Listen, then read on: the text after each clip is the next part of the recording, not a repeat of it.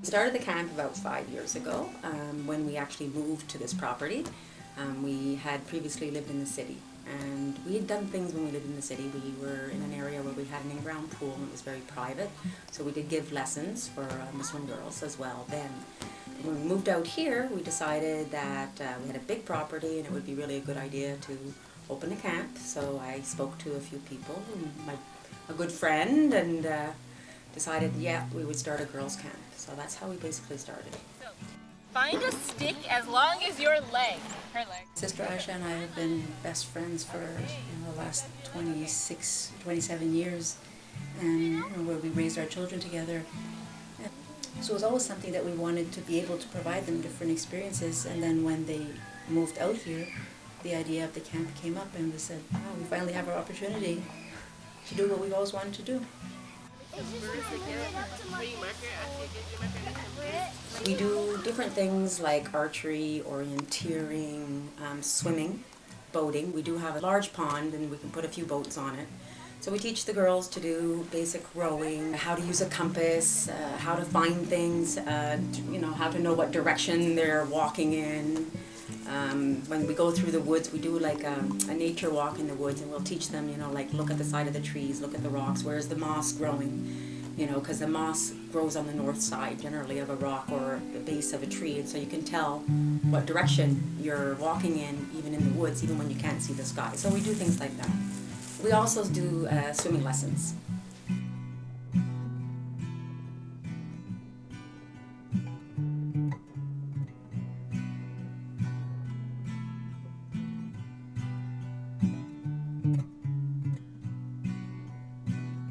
For us, I think it's really important. First of all, I've always loved animals. Always have loved animals my whole life. And we've always had animals, even when we lived in the city.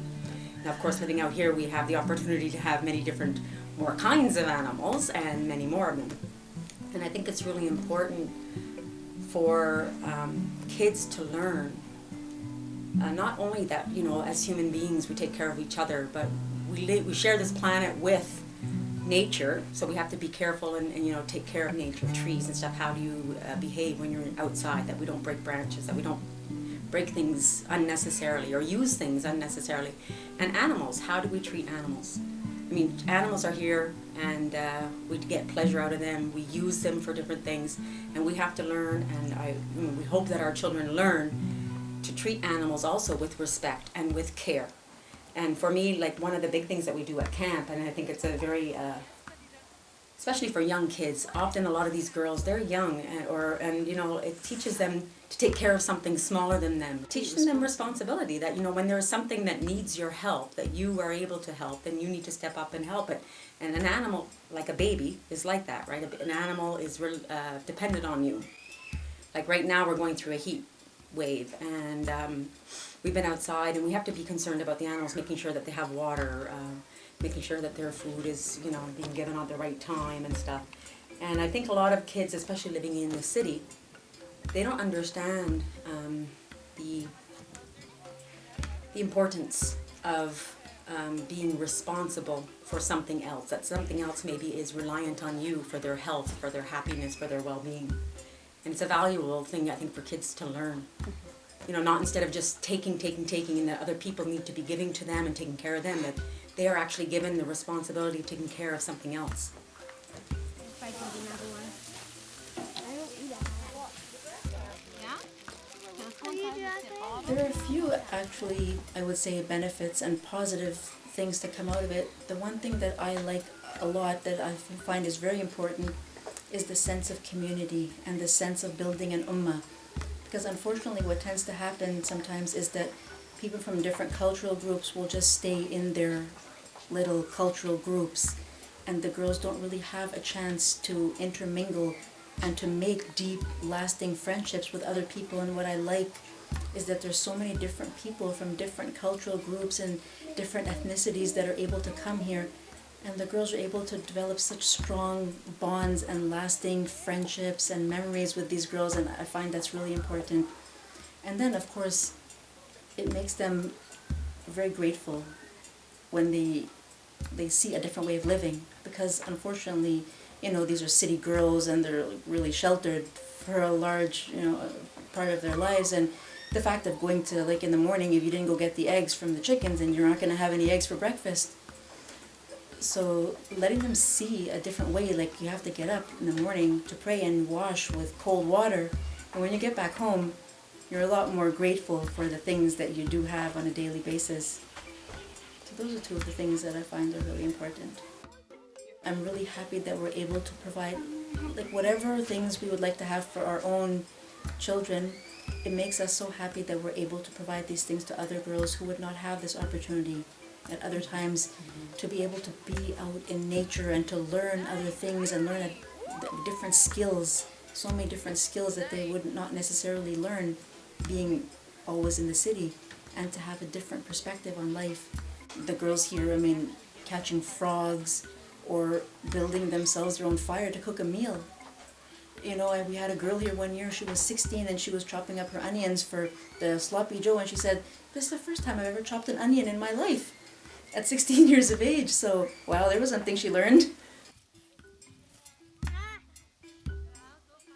When I mention to people that I know that I'm part of such a camp like this, the first reaction I get is surprise.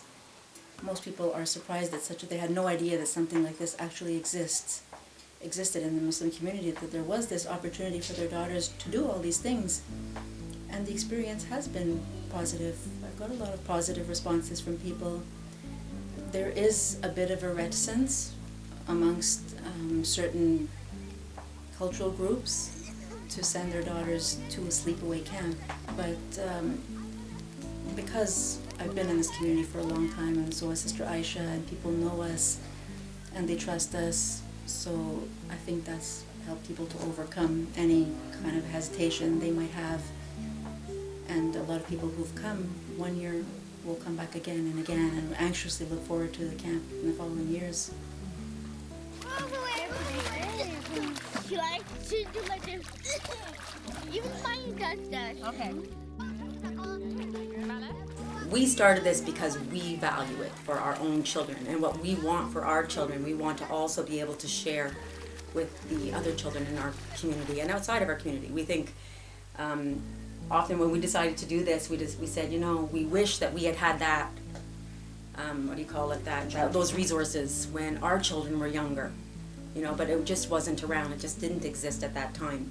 So basically, we're doing this just because we feel it's important. It's something that we want to give to our children. We want to give to our grandchildren now. There's a lot of things that Islamically we do have restrictions due to whatever, our dress or just our religious restrictions. That's fine. But as parents, we accept the responsibility we accept the fact that there are restrictions. But we then, as parents, have to step up.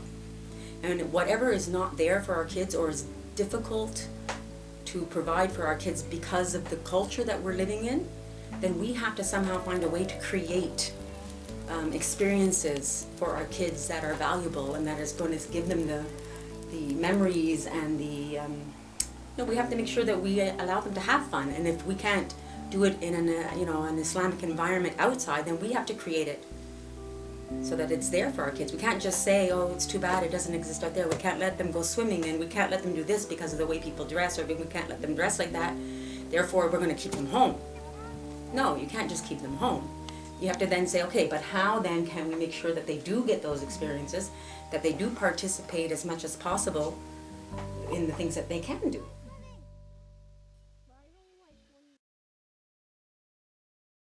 Bumblebee, ooh, the bee's in me. I'm bringing up the baby bumblebee. Oh, my mommy I'm bringing up my baby bumblebee. Ooh, ee! There's my bee! Okay, which other one? The worm. The worm one?